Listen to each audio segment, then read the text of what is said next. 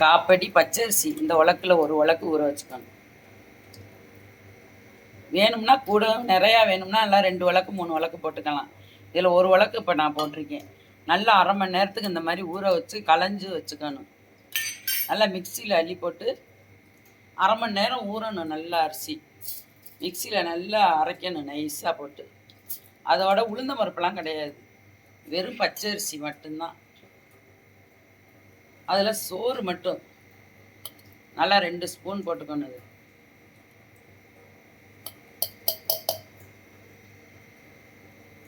இந்த அளவு 3 ஸ்பூன் போட்டிருக்கேன். இது காப்படி அரிசிக்கு இதில் 3 கரண்டி சாதம் போட்டு நைஸாக அரைச்சி வச்சுக்கணும்.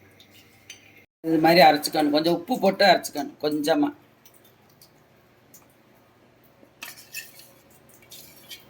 இந்த அளவுக்கு இருக்கணும். ஏலக்காய் 3 போட்டுக்கணும் நல்லா தட்டி. வெல்லம் இதில் 1 டம்ளர் எடுத்துக்கணும். இந்த மாவுக்கு 1 டம்ளர் பாவு காய்ச்சி வைக்கணும்.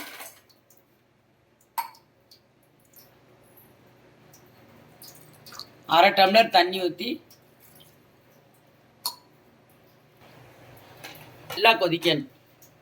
1 கப்பு பல்லாக நறுக்கி வச்சுக்கலாம். இது மாதிரி திருவியும் வச்சுக்கலாம். பாவை நல்லா கொதிக்க கொதிக்க மாவில் ஊற்றிடணும். சூடாகவே ஊற்றிடணும்.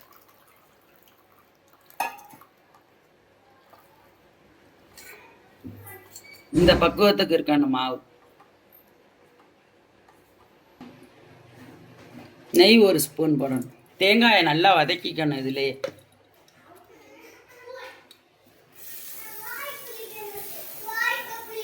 தேங்காய் இதில் நல்லா வதக்கிக்கிட்டு இதை ஊற்றிடணும்.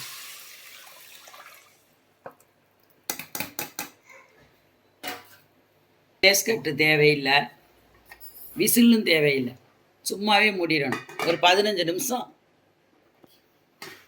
மூடி வச்சிடணும்.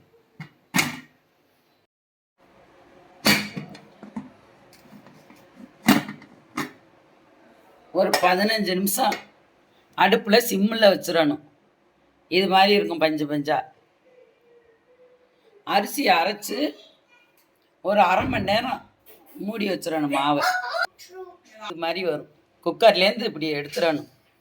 எடுத்துட்டு நம்ம நறுக்கி சாப்பிடணும்.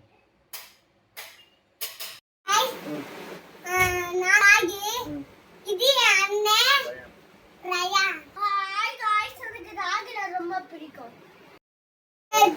நல்லா இருக்கு. நல்லா இருந்துச்சு. எங்களுக்கு பிடிச்சா லைக் பண்ணுங்க.